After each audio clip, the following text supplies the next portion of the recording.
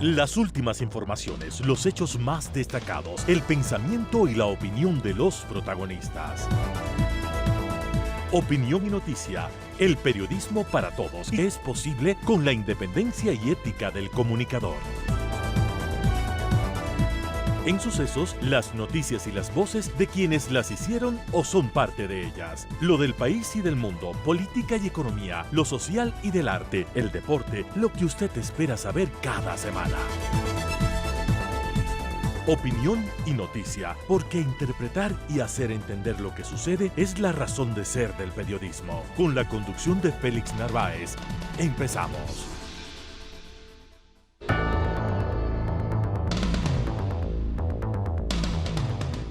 Amigos, buenos días. Un cordial saludo desde Sucesos.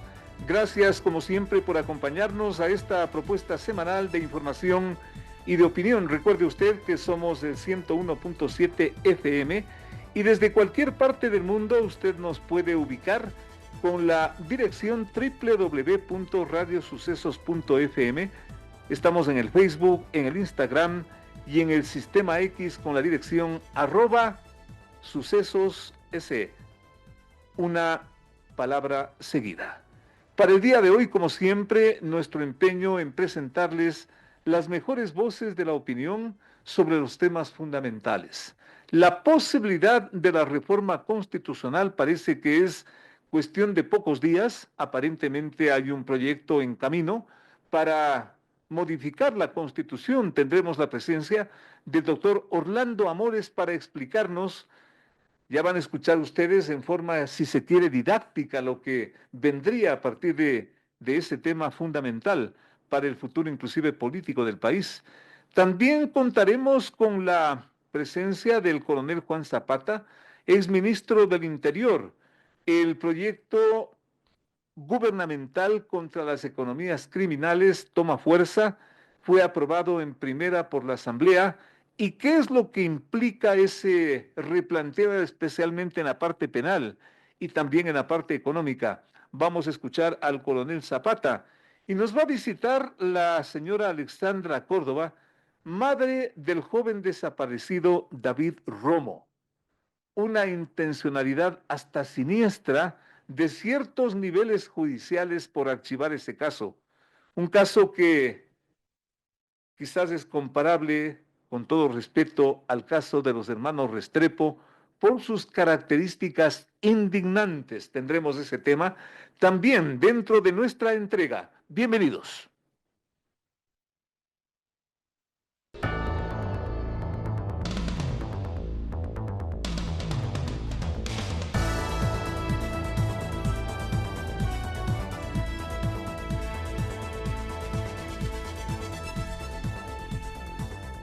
Y todo apunta a que dentro del plazo legal de 30 días, la nueva Asamblea Nacional aprobará el proyecto gubernamental contra la economía de los grupos criminales.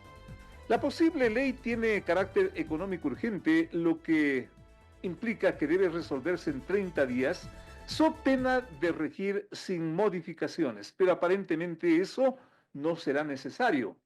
En la Comisión Legislativa de Desarrollo Económico se han incorporado algunos ajustes, algunas modificaciones, algunos aportes, como se dice, pero en esencia se mantiene la intencionalidad de endurecimiento del marco penal contra el crimen organizado dentro de lo que se entiende como un combate a la delincuencia que prácticamente está martirizando a este país, con las características que son de dominio público. El día de hoy estamos agradeciendo la presencia del coronel Juan Zapata, exministro de Gobierno, a quien le agradecemos por participar en esta mesa de trabajo y sobre todo para darnos orientación. Yo le decía al coronel Zapata, nadie como usted para haber vivido en los últimos años tan de cerca esto que hoy nos aflige como país, la delincuencia, el crimen organizado, y que con esta ley se lo va a poder combatir. ¿Cuál es su punto de vista, señor coronel? Bienvenido. Gracias, Félix. Buenos días a quienes están escuchando y un saludo cariñoso y bueno, gracias a la invitación. Félix, aquí hay que tener en cuenta algo, que el único enemigo común que debemos tener todos es el crimen organizado. Ya la gente y la ciudadanía entendió que no estamos enfrentando delincuencia común, sino crimen organizado que vino desarrollándose desde hace 20 años, en algunas épocas con mayor fuerza que otras, no lo digo yo, lo dice el informe de la CIDH. ¿Cuál es la diferencia entre esos dos términos, delincuencia, crimen organizado? Mire, por ejemplo, cuando hablábamos de delincuencia común, que es lo que se enfrentaba hace algunos años, estamos enfrentando los robos a De domicilios, acuerdo. los carteristas, los accesoristas, los robos de vehículos, de accesorios. Es decir, recuerde usted que cuando esto empieza como porque se habla de grupos de delincuencia organizada, antes se hablaba de grupos de delincuencia criminal, es decir, Ya, aquellos que ya. asaltaban, pero que, por ejemplo, inclusive el armamento que utilizaban eran cartucheras recortadas, pistolas, revólveres, es decir, no alcanzaba lo que hoy tenemos. El crimen organizado, justamente, el grupo de delincuencia organizada, es ya que tienen una verdadera estructura, es decir, tienen toda la economía ilegal y todo el poder de fuego y una estructura que les permite poner, como le ha puesto al Estado ecuatoriano, usted ve, en serios ¿Cómo aprietos, ¿no? no? ¿Cómo Y no? quizás para poder empezar recibí los datos oficiales, porque siempre me gusta hablar con datos Por favor, oficiales de la Policía por Nacional favor. hasta el corte del mes del 29 de abril, es decir, el mes pasado. No, mire, en muertes violentas, que quizás es el indicador más fuerte que tenemos nosotros y que muchos lo analizan por la tasa de homicidios, ¿no? Que es lo que genera, digamos, estas cifras rojas en el país. Teníamos 3.009 muertes violentas. Si usted compara en el mismo periodo, es decir, de enero a finales de abril, ¿no? Si el mismo periodo del año anterior se tuvo 1.903, es decir, hay un incremento de 1.106 muertes violentas. Y un pequeño detalle, mi querido Félix, no estamos contando lo que ha pasado en este mes, desgraciadamente, ¿no? La muerte de 11 militares. Mire, todo lo que está pasando Sin en, contar en eso. lo que está, las masacres que han ¿Cómo no? ocurrido. ¿Cómo Es no? decir, la tendencia va a seguir. Si usted contempla que hasta ahora tenemos, con esos datos de abril, una tasa de 17 muertes por cada 100.000 habitantes, si seguimos a este ritmo, Félix, no me quiero ni siquiera imaginar lo que en diciembre tengamos que decirle al país, a lo mejor estaremos llegando a 55 o 60 muertes violentas por cada 100.000 habitantes, cuando la media de Latinoamérica es 19. Esos datos a nosotros nos deben llevar a una reflexión y entender que lo único que nos debe unir en el país, al menos una de las cosas más fuertes, es la seguridad. Por lo tanto, una de esas aristas es efectivamente no una ley, mi querido Félix, sino un conjunto de leyes. Esta ley es importante, perfectible, sí, porque hay algunas inquietudes de quienes ¿Cómo no? desde la tranquilidad, ¿Cómo yo no? siempre digo, de su oficina o de su red social, critican, pero no lo vivieron lo que nosotros hemos vivido. Y muchas de estas cosas que recogen esta ley es lo que en mi calidad de ministro, los comandantes de policía, los jefes de operativos, los policías que se juegan la vida en la calle nos decían con impotencia, necesitamos, y podemos irlo analizando uno por uno, y es lo que veo recogido ahí. Que le vuelvo a insistir, perfectible, sí, pero que necesite el país también. Son varios aspectos los que plantea este proyecto que aparentemente se va a convertir en ley, pero digamos de lo más importante, lo más urgente, si es que cabe el término, que usted destacaría, por ejemplo, ¿cuál aspecto cree que se viene a manera de cambio y que será diferente en los próximos días? Por ejemplo, Félix, quizás lo más urgente, y permítame repetir esta palabra que yo siempre lo he dicho, es que no debemos politizar la seguridad. El rato que seguimos politizando la seguridad, y perdón que le haga este pequeño paréntesis, Vale. porque lo que he visto en redes, porque ya no me da para ver muchos medios de comunicación, lo que he visto me da hasta vergüenza. Por Un ejemplo, asambleísta que apoya un tema que es de país, que se ha expulsado de un partido político porque no sigue la línea partidista. Aquí, señores, tenemos que seguir la línea de país. el Entonces, asambleísta Peña que acaba Peña, de ser y expulsado espero que siga con de la Revolución Ciudadana. con ese trabajo por el país. Bueno, uno de los aspectos, Félix, me acuerdo claramente en Guayaquil, me decía un jefe de un subcircuito, y de una dirección de inteligencia y de las especiales de la Policía Nacional, tenían una investigación de más de 5 meses, Félix, con todos los antecedentes listos, con ya los blancos que nosotros hablamos absolutamente localizados, con toda la operatividad, porque atrás de un operativo hay muchísimo trabajo de Totalmente. inteligencia, y nuevamente después de inteligencia se reúne con los equipos tácticos para generar la operación. Y un juez no le dio la gana de darnos la orden de allanamiento. Y no solamente eso, sino que se fugó la información. Eso ya no va a ser Entonces, posible. eso es importante lo que recoge en esta ley. Exacto. Que vuelvo a insistir, Félix, a la ciudadanía hay que saberle informar, Ujú. porque toda ley tiene un reglamento y el reglamento operativiza la ley. No es que mañana vienen a donde Félix Narváez y le rompen las puertas de su casa y le ingresan. Esto tiene que estar debidamente establecido para lo que estamos, y la ley lo dice, en conflicto armado no internacional o guerra interna, que mucha gente lo conoce. Por lo tanto, en estos casos específicos, mi querido Félix, cuando ya existe obviamente ya información certera, cuando ya los blancos están localizados, cuando el crimen organizado ya la tiene la policía encima, tenemos que entrar, pero inmediatamente. Y no se olvide, Félix, que en estos casos, inclusive, después de 24 horas, se pone en conocimiento al juez y al fiscal para que determinen efectivamente el procedimiento que se Esto realizó. le quería consultar, coronel. Esto del indulto anticipado y de la no prisión preventiva para policías y militares, como que estaría configurando aspectos riesgosos, dicen quienes cuestionan esto. Mire, Félix, yo aquí le quiero decir con absoluta claridad. Y le voy a poner el antecedente. En junio del 2023, nosotros hasta junio teníamos obviamente una ley de uso progresivo de la fuerza, que se recuerda usted que los asambleístas decían que es lo mejor que nos han entregado para la lucha contra el crimen organizado, pero aquí hablaban de una barbaridad, pues decían que la policía podía responder o el ejército cuando se materializaba la amenaza. Ya. Entonces, ¿cómo entendía usted materializar la amenaza cuando nos estaban atacando en Prosperina con explosivos? Es decir, el policía que sobrevivía al explosivo podía responder. El reglamento que lo lanzamos en junio, si no es que si la mente no me falla, mi querido Félix, quitamos la palabra que iba, obviamente el reglamento tiene que ir en concordancia con la ley, no íbamos en contra, pero dejamos no el materializar la amenaza, sino la amenaza. Y la policía pudo responder. Y mire que De desde acuerdo. junio hasta noviembre, que yo dejé de ser ministro, tuvimos 72 delincuentes abatidos. Es decir, la policía empezó a perder esos recelos normativos que tenía, porque no es que la policía tenga miedo de operar, tenemos una institución y el ejército ahora, obviamente que son muy profesionales y que son valientes, no es que tenían miedo sino que les daba recelo su situación personal, porque atrás de un policía hay una familia, pues. Entonces, ya teníamos también, Félix, el caso de los policías Olmedo y Velastegui, recuerde usted, ¿Cómo no? que fue un mal ejemplo, decíamos, porque la policía decía, si yo hago lo que mis compañeros hicieron, voy a estar padeciendo lo que el calvario que padecieron estos dos. Entonces, ya más o menos tenemos esa figura. Ahora, ¿qué es lo que pasa, Félix? Y hay que entender esto. El policía, obviamente, cuando pueden haber, recuerde usted que en el caso de Velastegui, un fiscal hasta pidió la casación, o sea, no entendió, y era contra el policía, por eso que nos daba indignación a mí cuando era ministro. El policía, puede haber un juez que habiendo demostrado que hubo uso legítimo de la fuerza, le aplica el tema del juicio. En este caso, usted sabe que se puede dar un indulto únicamente después de esto, es decir, pero el rato que el policía ya es sentenciado automáticamente es dado de baja.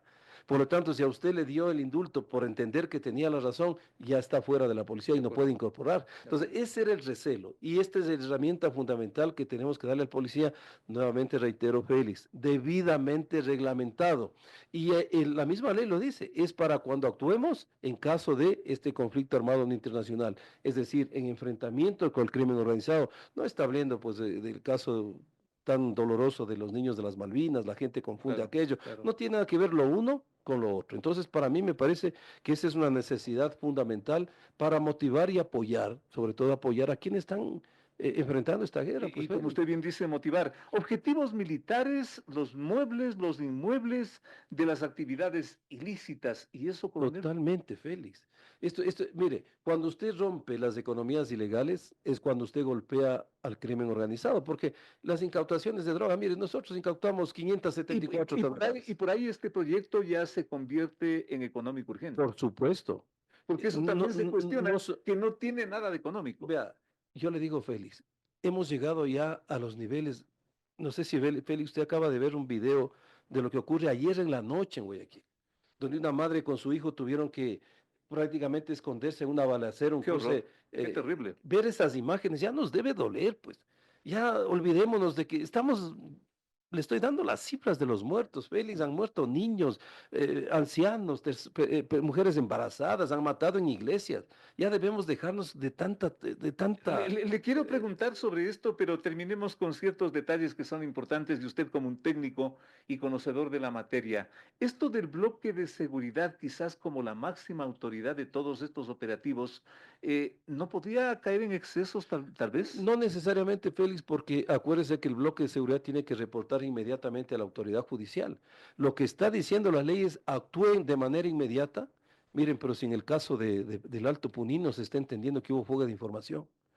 Imagínense en operativos Totalmente, en donde malos totalmente. elementos están también, lo que le dice ya, usted actúe, trabaje de manera inmediata, golpee las economías ilegales a los grupos de delincuencia organizada y después del procedimiento lo pone a orden de un juez, para no hacerlo al revés, porque al revés se fuga la información.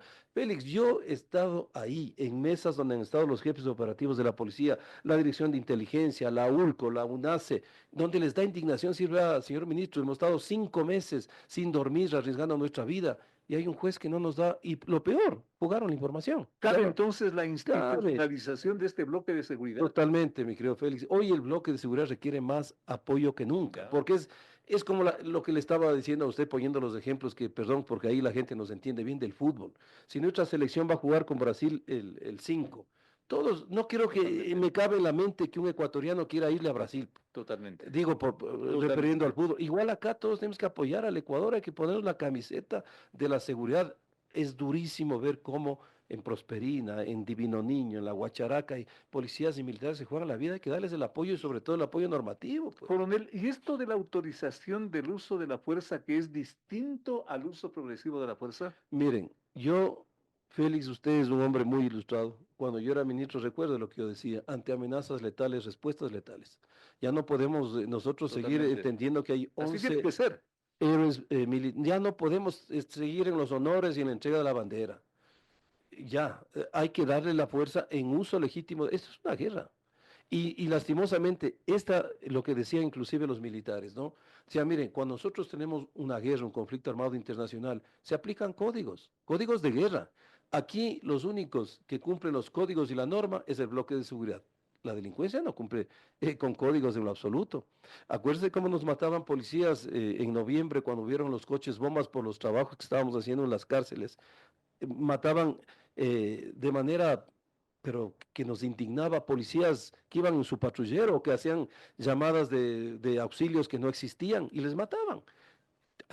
Tiene que haber en esos casos una respuesta contundente del Estado. No existe otra forma. Si no, Félix, vamos a seguir lo que Totalmente. nos está Así es. pasando ahora.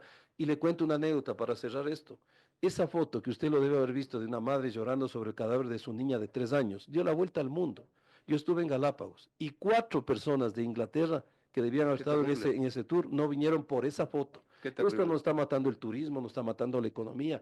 ¿Quién vaya a ver a las 7 de la noche en Quevedo si hay alguien en la calle? Vaya a ver aquí mismo en la 12 de octubre Totalmente. si tenemos el comercio. Totalmente. Entonces tenemos que devolverle al país y no hay otra manera que actuando con contundencia.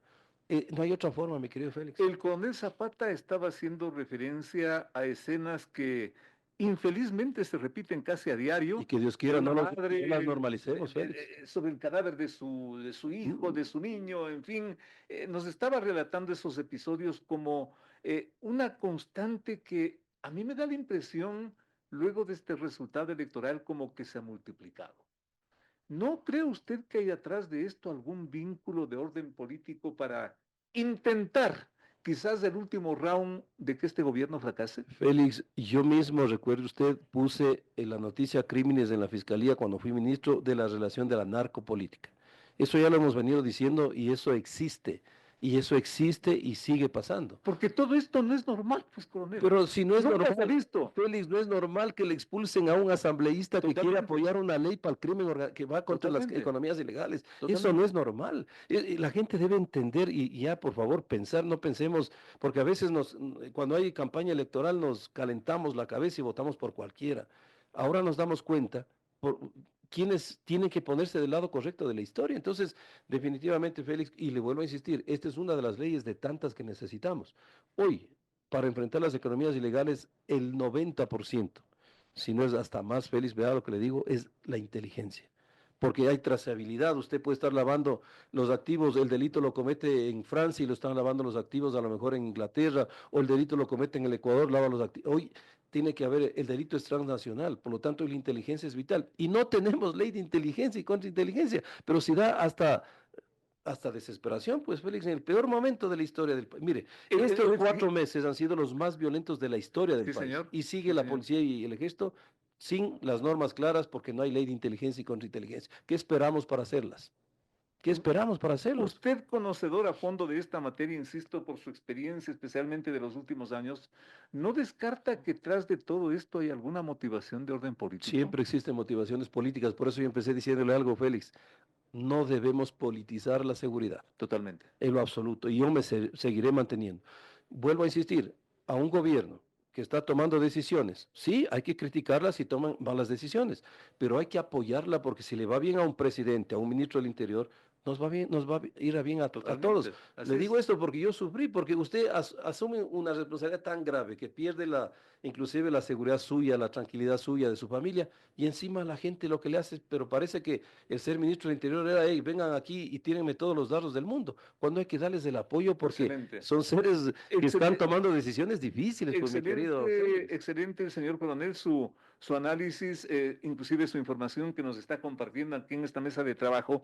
Habrá otra oportunidad para invitarle Encantado, a otros aspectos, pero simplemente como avance, luego de este proyecto, luego de esta ley, ¿cuál es el siguiente paso urgente? Muy cortito, coronel. Por ejemplo, el tema de la logística en la policía. La misma ley lo contempla. Por eso que nosotros buscábamos convenios con municipios y con prefecturas, porque ¿A qué los se refiere presupuestos con la no alcanzan. logística de la policía? La compra, equipos de inteligencia y contrainteligencia, equipos de comunicación, armas cortas, armas largas, cascos balísticos, vehículos blindados, y esta ley lo Esto es contempla, una que guerra. del 30% de impuestos las empresas pueden apoyar en el tema. Hoy la seguridad es la prioridad. Por lo tanto, todo eso hay que ya irlo materializando. Pero vuelvo a insistir y para seguir siendo análogo con el fútbol, si usted va a un partido y juega 7 contra 11, la mayor posibilidad es que ni siquiera empate. Aquí tenemos que darle al bloque de seguridad los 11 jugadores para que ganen este partido y esta guerra al crimen organizado, y esta ley, yo al menos de lo que le he visto, perfectible sí.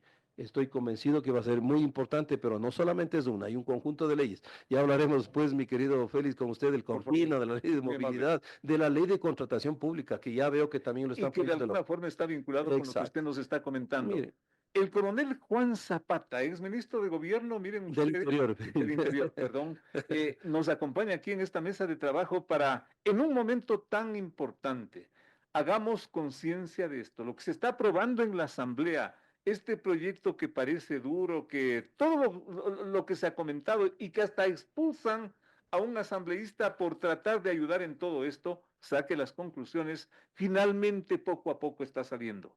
Seamos conscientes de la gravedad que estamos atravesando. Gracias a nuestro invitado. Una pausa para volver con más. Entrevistas importantes que tú quieres escuchar. La mejor información, la más grande opinión. Periodismo de verdad. Con Félix Narváez.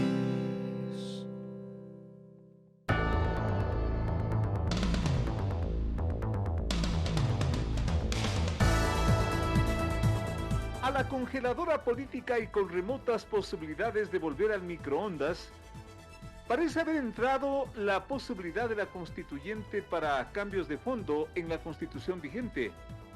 El argumento es que ha tomado fuerza, y ha tomado fuerza para eso, lo costoso, complejo y largo de ese proceso constituyente.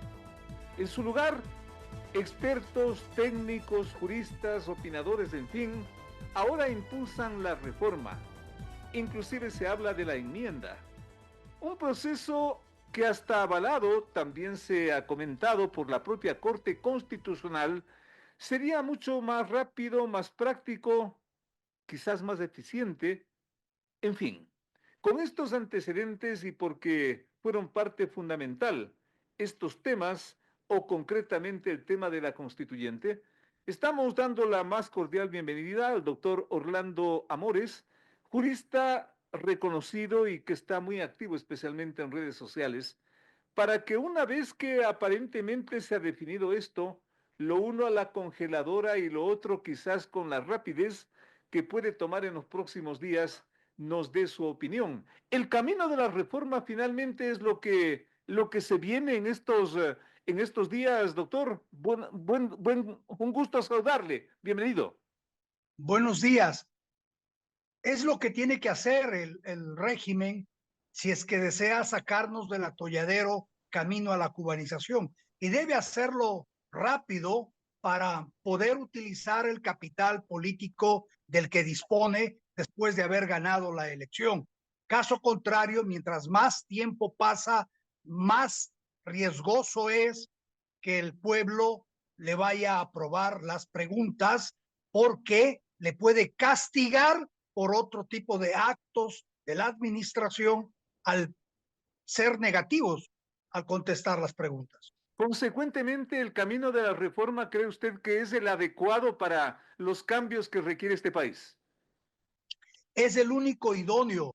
No podíamos permitirnos ir a constituyente porque es devolverles el micrófono a quienes perdieron 3 veces las elecciones y es devolverles poder a quienes tanto daño han hecho al país. Ese es el único mecanismo idóneo que le queda al régimen. Llamar a consulta popular previa con las preguntas ya aprobadas por la Corte Constitucional en el 2019. Y con ese insumo, proponer ante la Asamblea Nacional su proyecto de ley de reforma constitucional parcial. Ese insumo, que es el resultado del pronunciamiento popular, es de obligatorio e inmediato cumplimiento para toda la organización pública. Consecuentemente, ¿cuáles cree usted que deberían ser las preguntas que vayan a esta consulta popular? Los temas centrales que deberían definirla, doctor. Son las preguntas que desarman el narcoestado instaurado en el 2008. Esas preguntas están relacionadas con eliminar las funciones y las instituciones creadas en el 2008. En el 2008 se crearon la función de transparencia y control social, la función electoral, deben ser eliminadas. Se crearon como instituciones el Consejo de Participación Ciudadana y Control Social, el Consejo Nacional Electoral, deben ser eliminados. Se crearon como denominación la Asamblea Nacional, debe ser eliminada y sustituida por un Congreso bicameral con 24 senadores, uno por provincia, y 51 diputados, uno por provincia y uno adicional por cada 500,000 habitantes, más 3 del extranjero. Punto. Debe eliminarse además las regiones y debe eliminarse el modo como hoy se elige el Consejo de la Judicatura. En el nuevo Congreso bicameral, con mayoría de 27 diputados, se impulsarán el resto de reformas que sean necesarias para destruir el andamiaje totalmente, el andamiaje narcoterrorista instaurado en 2008. Ayúdenos para explicar este procedimiento, usted que viene muy activo y es un conocedor a fondo de esta materia. ¿Cómo sería en resumen el mecanismo para llevar esto a la consulta popular? ¿Cómo interviene quizás la Corte Constitucional? ¿Cuánto tiempo es? Ayúdenos con el mecanismo para que el público quede claro, doctor. El presidente de la República tiene que enviar un oficio a la Corte Constitucional pidiéndole que la Corte emita un dictamen previo de constitucionalidad respecto de las 8 preguntas que él plantea, las 8 preguntas estructurales. Eliminar la función de transparencia y control social, eliminar la función electoral, eliminar el Consejo de Participación Ciudadana y Control Social, eliminar el Consejo Nacional Electoral, eliminar la Asamblea, sustituirla por un Congreso bicameral, eliminar el modo como se elige el Consejo de la Judicatura, eliminar las regiones, trasladar a la sala de senadores, a la Cámara de Senadores, las atribuciones del Consejo de Participación Ciudadana y Control Social eliminado. Estas son las preguntas. Estas preguntas tiene que presentarlas a la Corte Constitucional y pedirles dictamen previo de constitucionalidad, argumentando que ellos sobre estas preguntas ya se pronunciaron el 2019. En 24 horas, la Corte Constitucional le contesta, siga el trámite. Aceptado. ¿Cuál es el trámite siguiente? Ordenar. El presidente de la República dispone al CNE que convoque a consulta popular con estas preguntas que la Corte ya le ha dado autorización. Convocada a consulta popular por el CNE en la fecha, en el día establecido, el pueblo se manifiesta. Creo yo que el pueblo mayoritariamente se manifestará por eliminar estas instituciones. Con ese insumo, con ese resultado, el presidente arma su proyecto de ley de reforma constitucional y lo presenta a la Asamblea Nacional. No se puede saltar, ese es el trámite. La Asamblea en esa ocasión ya no puede contestarle, vamos a mandarle al CAL, vamos a ver si hay mayoría, veamos qué vamos a hacer. No, ¿por qué? Porque viene de consulta popular, viene de pronunciamiento popular, que es de obligatorio e inmediato cumplimiento para todos los organismos del Estado. Por lo tanto, acorrala a la Asamblea a aprobarle porque tienen que aprobarle su proyecto de reforma constitucional. Si no lo hace así y va en frío con su proyecto de reforma constitucional sin respaldo previo de consulta popular, entonces la Asamblea lo extorsionará. Como siempre sucede, le pedirán hospitales, aduanas, puertos, ministerios, y esto será un sinfín de extorsiones. Y si es que ocurre esa posibilidad, porque estamos entre políticos observando lo que ya viene ocurriendo, si es que ocurre eso, ¿cuál es la opción del presidente Noboa? Si es que ocurre, ¿qué? Que la Asamblea le ponga peros y le ponga obstáculos. No, pues es que no le puede poner peros ni obstáculos si previamente él hace una consulta popular. Pero si él no hace una consulta popular y simplemente de su criterio dice, señores asambleístas, aprueben esta ley, como hoy mandó la ley económica, vea, le hacen bailar como perinola, ¿sí? Por eso es que él primero tiene que hacer una consulta popular. Y con el resultado de la consulta popular, publicado en el registro oficial, en donde al pueblo hay que preguntar, hay que saber preguntar, ¿ordena y autoriza usted de eliminar? Entonces, si el resultado es del 80% del pueblo ecuatoriano que dice que sí, está ordenando y autorizando eliminar, eso va a la Asamblea y ojo, el soberano es del pueblo, el mandante es del pueblo, el pueblo le está diciendo, le ordeno a la Asamblea eliminar, le autorizo y ordeno eliminar esta función, esta institución. Y la Asamblea no puede, ahí sí no puede hacer absolutamente nada. Y si se demora, si solo se demora, el presidente tiene la posibilidad de seguir una acción constitucional por incumplimiento de una resolución popular, de un pronunciamiento popular, de una consulta popular. ¿Una acción constitucional que llevaría a qué, doctor? Que la Corte Constitucional dice, cumple inmediatamente y apruebe el proyecto de ley. Caso contrario.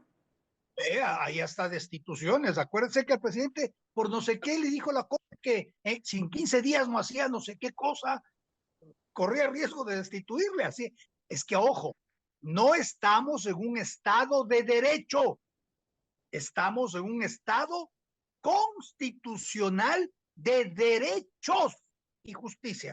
Esto cambia sustancialmente. Entonces la Corte Constitucional es la última instancia en todo en este país y los derechos en todo. Por eso es que usted no puede reformar derechos ni garantías. No puede reformar procedimiento. De acuerdo. Voy al inicio de su explicación, a esa calificación que tiene o tendría que dar la Corte Constitucional. Usted da por hecho que la Corte Constitucional le va a decir sí al presidente, vaya a consulta popular, al inicio de su explicación. Pero ¿qué pasa en ese punto si es que la Corte Constitucional también le dice no, o le da las vueltas, o le da la vuelta a la pregunta que haga, o las preguntas que haga el presidente Noboa? No lo va a hacer. Porque pero el presidente... Nada le obliga a la Corte a decirle sí, pues. Claro que sí, claro que sí. porque la Corte no es una agrupación de payasos. Recuerde usted que en el 2019 esa misma Corte, por unanimidad, aprobaron eliminar la función de transparencia, eliminar la función electoral, eliminar el Consejo de Participación, eliminar el Consejo Nacional Electoral, eliminar el modo como se elige el Consejo de Cultura, eliminar las regiones, eliminar la Asamblea, sustituirla por un Congreso bicameral. Ellos la aprobaron. Entonces, el presidente lo que tiene que hacer es, ¿sí? Sírvase emitir dictamen previo de constitucionalidad a estas preguntas. 1, 2, 3, 4, 5, 6, 7, 8, inclusive copiando los mismos argumentos del 2019 hasta con las faltas de ortografía. Entonces usted ya no puede darle posibilidad a que la Corte diga, ah, sí, pero el argumento ha cambiado. Nada, todo está igual y ustedes ya se manifestaron sobre aquello. No sé si me explico. La Corte ya no puede decir, a ver. En el 2019 le aprobamos al doctor Amores y a su grupo. A usted no puede hacerlo. No puede ser eso. No puede hacer eso, doctor. No puede. Si es que incluye otra pregunta, o cambia la pregunta, o cambia el argumento, le está dando de comer al hambriento, y ahí sí, licenciado Narváez, puede suceder aquello.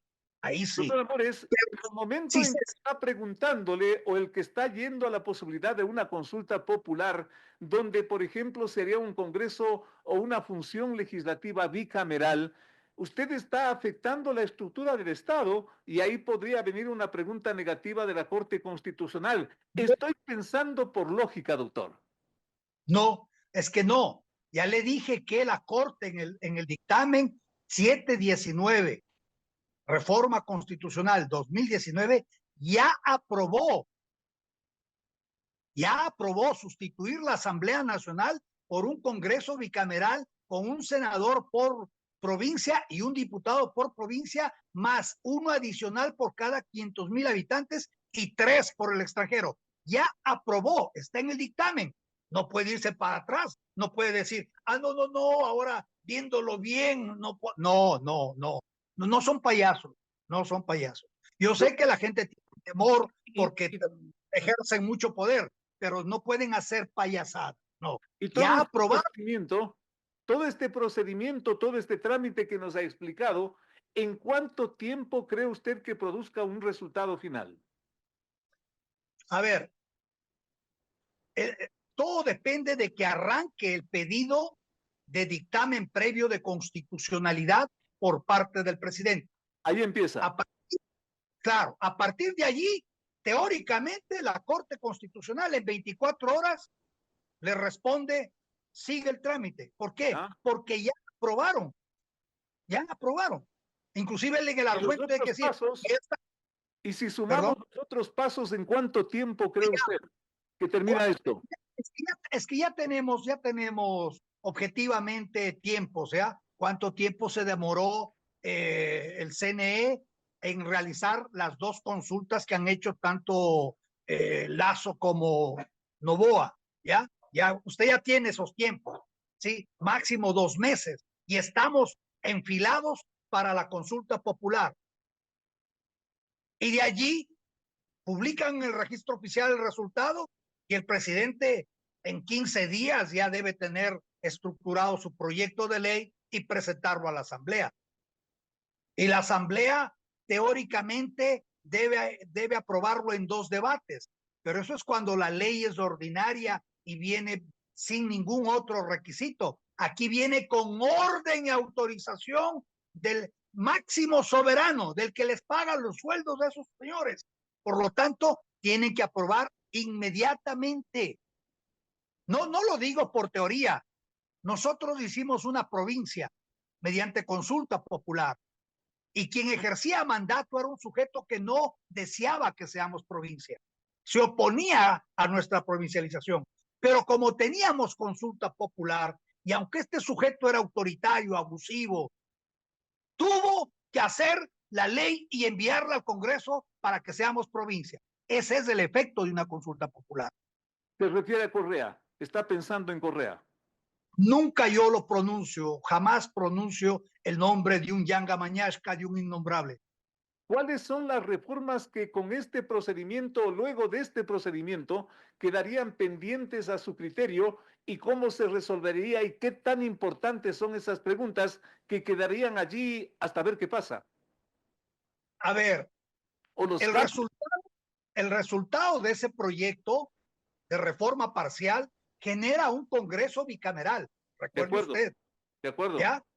24 senadores y 51 diputados. La mayoría de los diputados es 27. Ante los 27 usted puede presentar cambio de la Carta Chávez desde el prefacio hasta la última transitoria. Recuerde usted el poder que tiene un Congreso cuando actúa unánimemente o cuando actúa con una mayoría poderosa. Acuérdese que 40 sujetos, que ni siquiera creo que eran albañiles, peor psicólogos o psiquiatras, levantaron la mano y declararon que era loco un presidente y se lo despacharon. Acuérdese Claro, usted, levantaron la mano.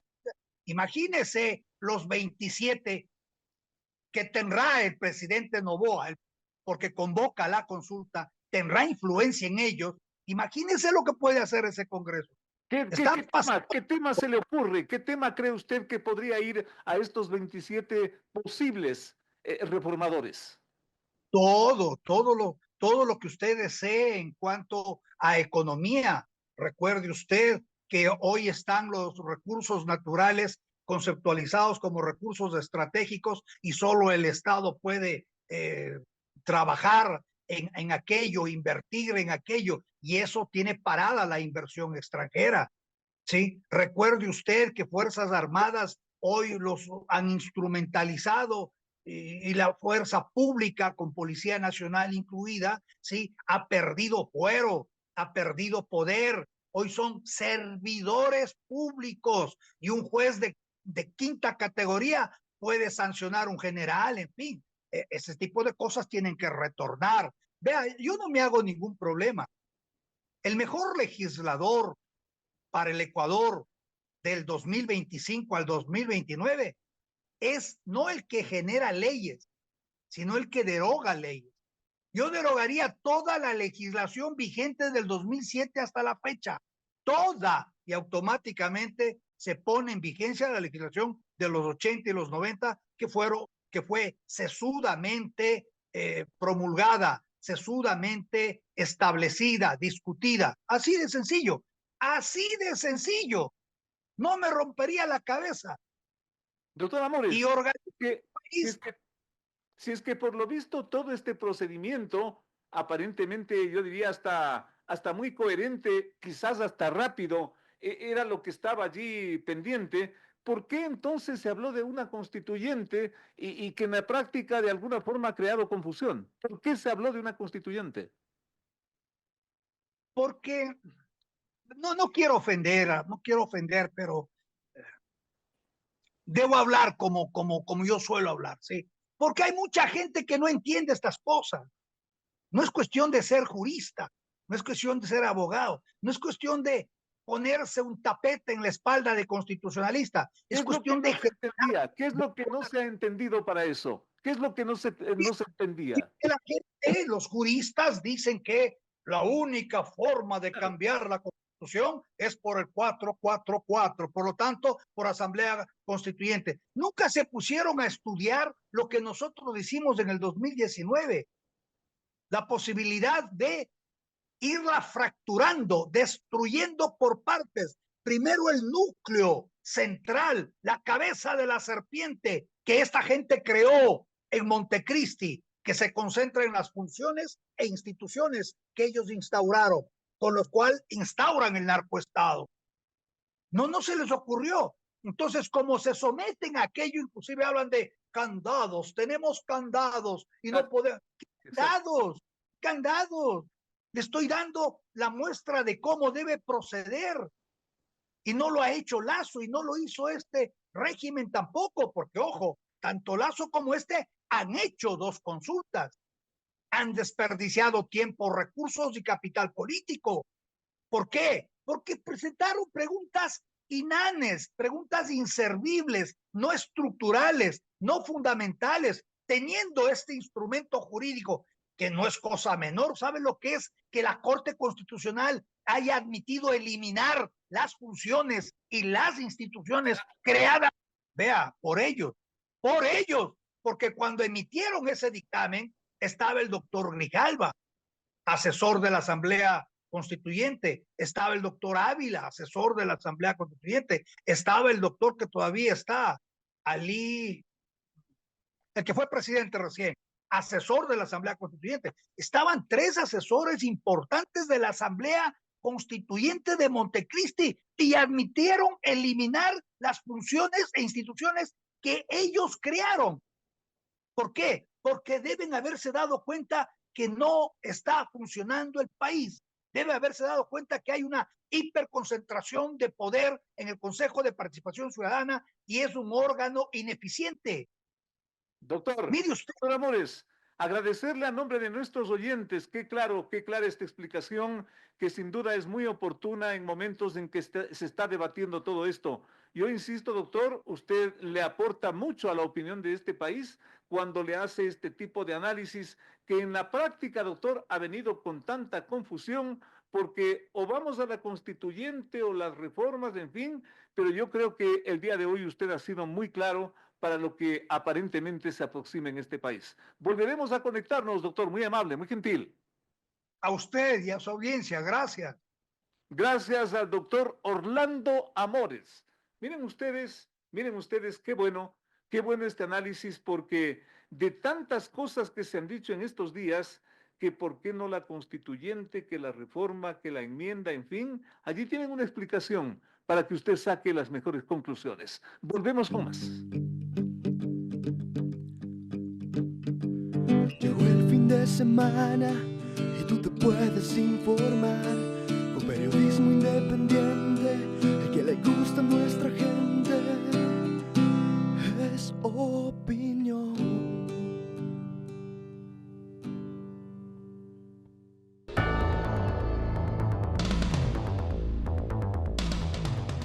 Un rechazo indignado fue la respuesta pública de Alexandra Córdoba ante el pretendido archivo de las investigaciones por la desaparición forzada de su hijo David Romo hace 12 años.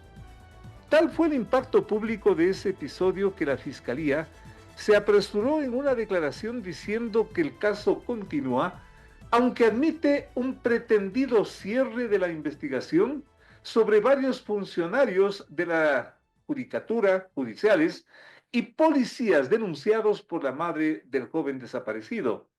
La Fiscalía dice que la hipótesis, se entiende, de la denuncia no ha podido ser corroborada. En fin, recordemos que David Romo se esfumó, desapareció como en la nada la noche del 16 de mayo del 2013, cuando iba en un bus público desde la Universidad Central hasta su casa en Pomaski. Como de costumbre, su madre le esperaba y en ese tránsito hubo un contacto telefónico. La madre habló con el hijo. David le confirmó que viajaba en el bus, pero que no podía hablar muy alto porque temía que lo bajen de la unidad de transporte porque había aparentemente policías. Ojo, y desde allí, 12 años que han pasado sin conocer qué pasó con David. Y frente a este antecedente que me permito reiterar, el posible archivo, cierre de este proceso, estamos justamente con doña Alexandra Córdoba para aprovechar el tiempo y preguntarle si en verdad se quiso cerrar frente a esta denuncia contra funcionarios judiciales y por qué eso. Señora Córdoba, bienvenida. Muchas gracias por esta invitación a Radio Muy amable. Sucesos, a los oyentes. La Fiscalía de la Comisión de la Verdad y Derechos Humanos, donde estaba la denuncia por desaparición forzada de mi hijo, cerró el caso, lo mandó a archivo. Está allá donde algún juez que se pronunciará en los próximos días. ¿Lo cerró? Ya está cerrado, está archivado. ¿Quién lo cerró? El fiscal Polibio Polibio Meneses. Madre mía.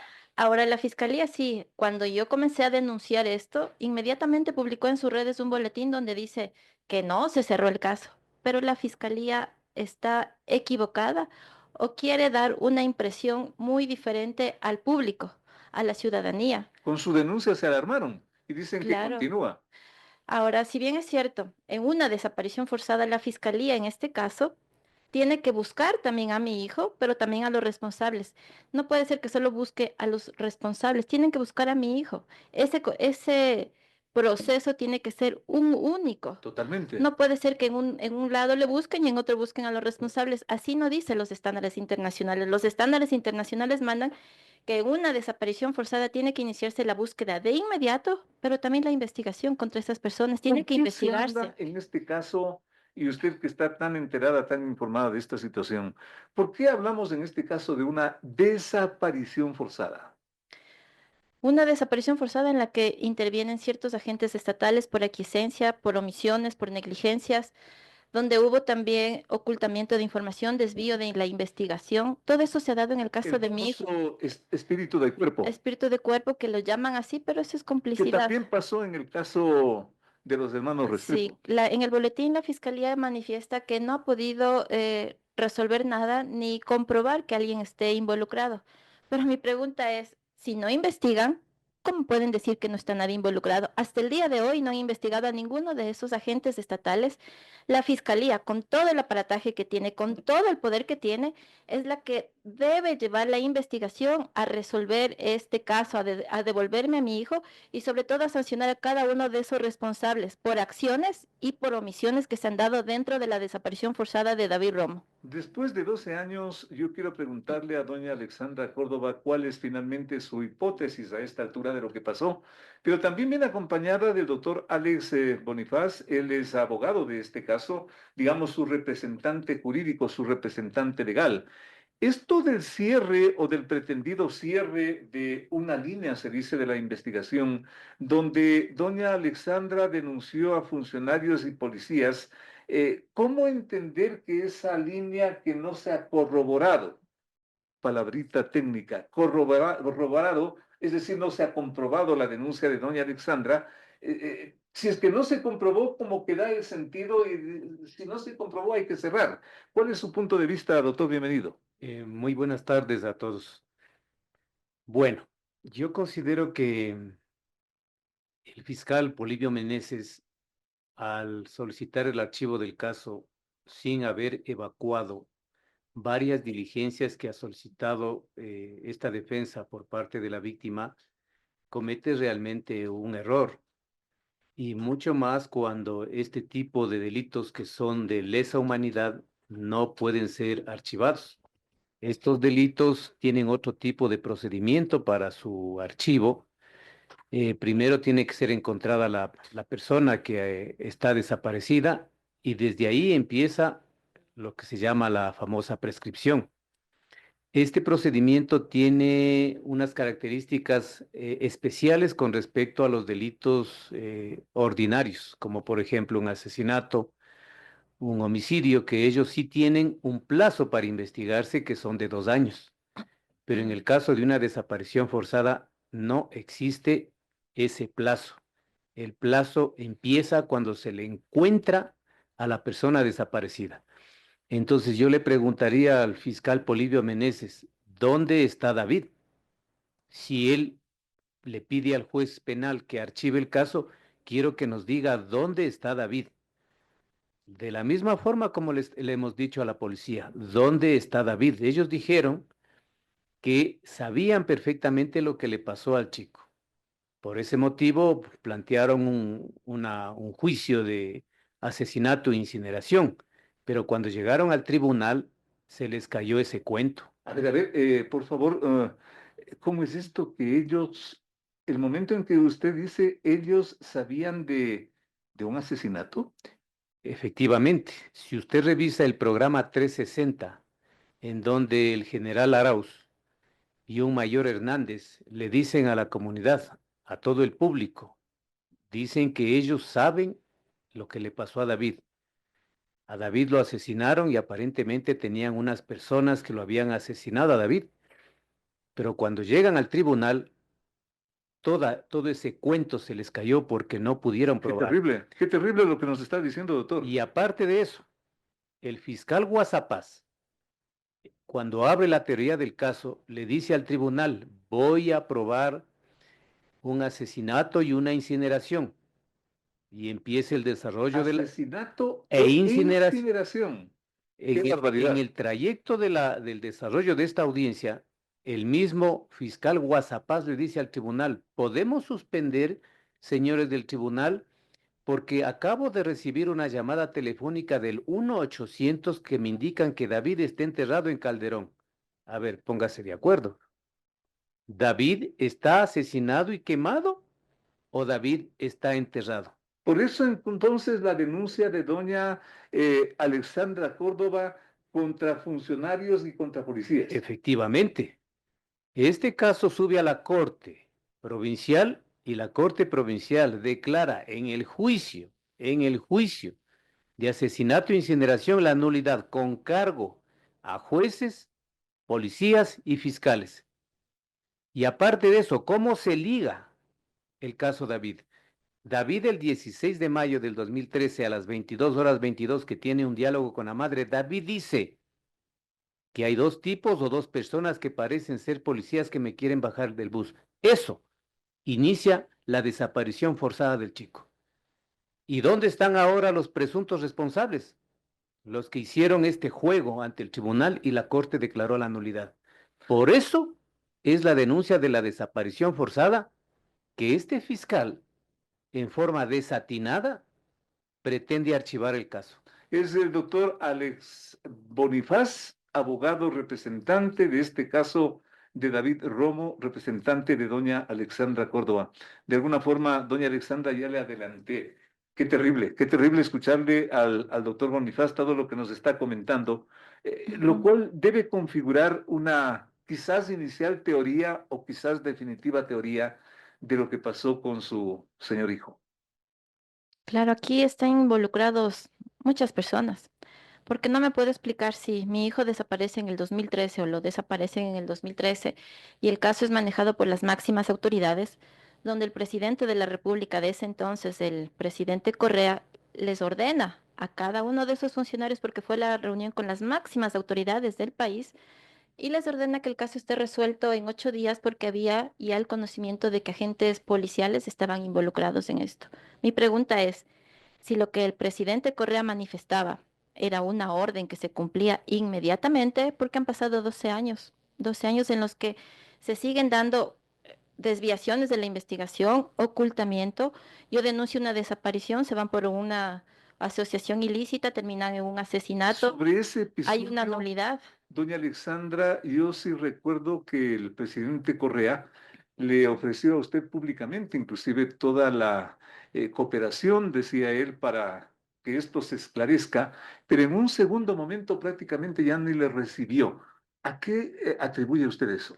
Justamente por las denuncias que yo las hago públicamente, mire que muchas veces me invitaban a ciertos medios y me decían, tiene que agradecer. Yo, ¿por qué tengo que agradecer si mi hijo sigue desaparecido? Hago reuniones donde se involucran otras personas y simplemente me preguntan qué voy a hablar, si no voy a hablar mal de la fiscalía, si no voy a hablar mal de tal persona. Entonces, a esas personas que nos están queriendo invitar, que nos están queriendo apoyar, ¿por qué tienen que condicionarme a hablar bien o mal de una persona? Mientras mi hijo no aparezca, yo seguiré denunciando y posteriormente, en el libro que estoy haciendo, denunciaré todos los nombres de estas personas que simplemente me han condicionado para yo estar en ciertos eventos. Aquí nadie me puede condicionar, nadie me puede decir qué debo decir y qué no debo decir, porque es mi hijo el que está desaparecido. Doña Y estas Alexandra, personas tienen que ser partícipes también de un esclarecimiento, no solamente del caso de David, sino del caso de todas y cada una de las víctimas que hay en este país, desaparecidas, asesinadas y que no se han resuelto hasta el día de hoy. su teoría de todo esto, como empecé preguntándole en esta última parte, ¿cuál es su hipótesis? Hay muchas personas que están involucradas en esto. ¿Por qué David? ¿Por qué David les mueve el piso a esas personas? ¿Por qué David simplemente les pone a temblar? ¿Por qué David les cuestiona a esas personas? Porque están responsabilizadas en muchos temas. Si la fiscalía, en este caso, muchos temas. claro, porque mi hijo desapareció el 16 de mayo del 2013. Claro. desviaron una investigación. ¿Quién le ordenó a ese fiscal desviar a ese proceso? ¿Quién le ordenó a ese fiscal? ¿Quién le ordenó al otro fiscal poner un caso en reserva? ¿Quién le ordenó al otro fiscal poner un caso de asesinato? Cuando yo le fui a decir a este fiscal Cuazapaz, el teléfono de David no sabemos dónde está, no sabemos dónde estuvo a las 10:22 de la noche donde alguien lo quería bajar del bus. Me dijo, me tengo la orden de sostener un asesinato. ¿Quién lo ordenó? Todas esas preguntas, esas inconsistencias, tenía que investigar este fiscal Meneses de la Comisión de la Verdad y Derechos Humanos, pero como les topa, les salpica a muchas personas, simplemente es mejor cerrar el caso, ¿Para, callarle a la madre. para cuándo su libro, doña Alexandra? Estoy haciéndolo todavía, es tan largo, es tantas cosas Me que contar y imagino. a la vez tan doloroso. Me imagino. Pero estaremos Sí. pendientes de eso. Y miren ustedes, agradeciéndole a doña Alexandra Córdoba y a su abogado, Alex Bonifaz. Realmente es indignante. Si algo eh, nos hace muy difícil olvidar del caso de los hermanos Restrepo, no me equivoco si es que les afirmo y les digo que esto es peor. Esto es peor porque ¿cómo es factible, cómo es posible que después de 12 años no haya una sola pista? Pero lo que sí hay es disposiciones de autoridades judiciales y hasta policiales para que esto se cierre. No hay una explicación, no hay una aproximación, no hay una teoría, pero simplemente esto que se cierre. Ese miserable espíritu de cuerpo que ahora inclusive involucra a la propia función judicial, pero sobre todo a la institución policial, porque la institución policial es importante, hay que defenderle, está luchando contra el crimen, está luchando contra la delincuencia, pero hay ciertos elementos descompuestos, quizás salidos de sus cabales, especialmente jefes que le hacen mucho mal a esta institución. Vamos a estar pendientes especialmente de ese libro de doña Alexandra Córdoba y gracias al doctor Alex Bonifaz. Qué terrible todo esto. Hacemos una pausa para volver con más. De 8 a 9, con el periodista Félix Narváez, otro aporte de Radio Sucesos a la opinión libre y enterada del oyente.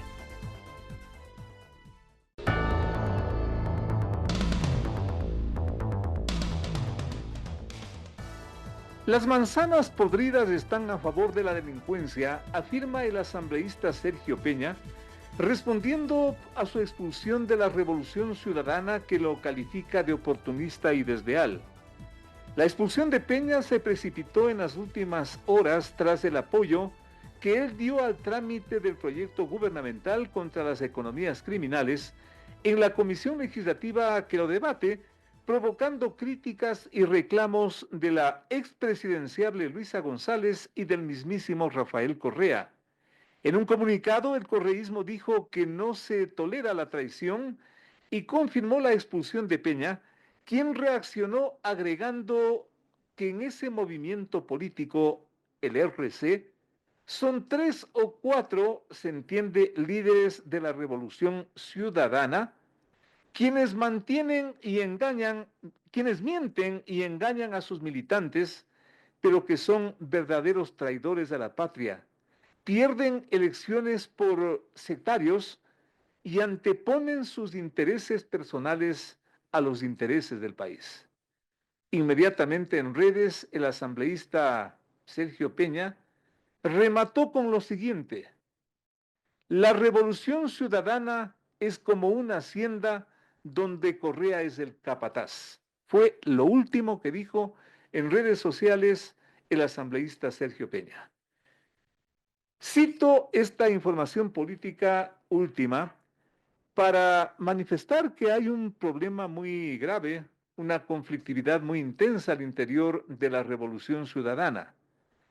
Algo en lo que de alguna forma hay que estar pendientes y que es motivo de múltiples comentarios en las llamadas redes sociales, comentarios que simplemente hay que observarlos, pero que al mismo tiempo las redes sociales son muy importantes porque también suben, como se dice técnicamente, o simplemente recapitulan videos, audios que configuran un entorno más claro de una crisis como la que estoy informando y la que estoy refiriendo, la crisis del correísmo.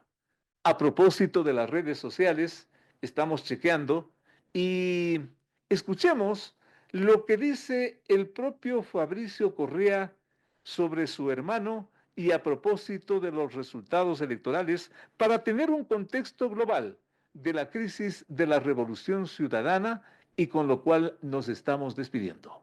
Mi buen amigo, repito, el licenciado Alfredo Adún, mano derecha de Abdalá, me decía, el futuro de tu hermano es el mismo que de Abdalá, que el de loco, como le dicen ellos. ¿Ya? Y le digo, ¿por qué, Alfredo?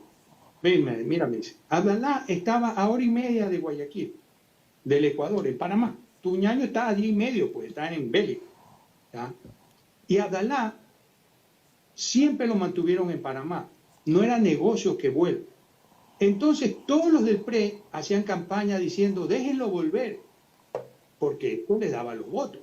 Pero ninguno quería que vuelva, porque en el momento en que volvía el loco al Ecuador, ¿quién estaba al mando? El loco, pues. ¿Quién repartía los cargos, la torta? El loco. Entonces, con tu hermano es lo mismo. Interesante. Todo, ¿no? El indulto, el lawfare, todos dicen eso. Pero en realidad quieren que vuelva al Ecuador. No, porque en el momento en que viene Rafael Ecuador, ¿qué es Luis? Por muy presidente de la República, presidente del partido que sea, ¿qué es? ¿Qué es Patiño? ¿Qué es Pavel Muñoz? ¿Qué es la cabeza? No, no son nada. Entonces, eso lleva a una conclusión.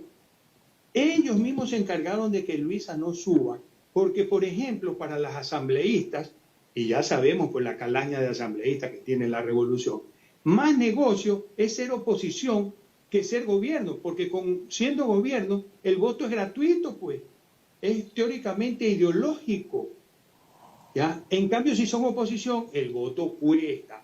Y nosotros sabemos que los primeros vacunadores de este país ya han sido siempre los asambleístas. Las opiniones vertidas en este espacio por la producción y dirección del programa son de exclusiva responsabilidad de sus autores y de quienes intervienen en ellos. Los personajes, los hechos, las noticias, todo tratado con independencia y objetividad. Otro aporte de Radio Sucesos para que usted se forme la mejor opinión. Volveremos el próximo sábado de 8 a 9 con Félix Narváez.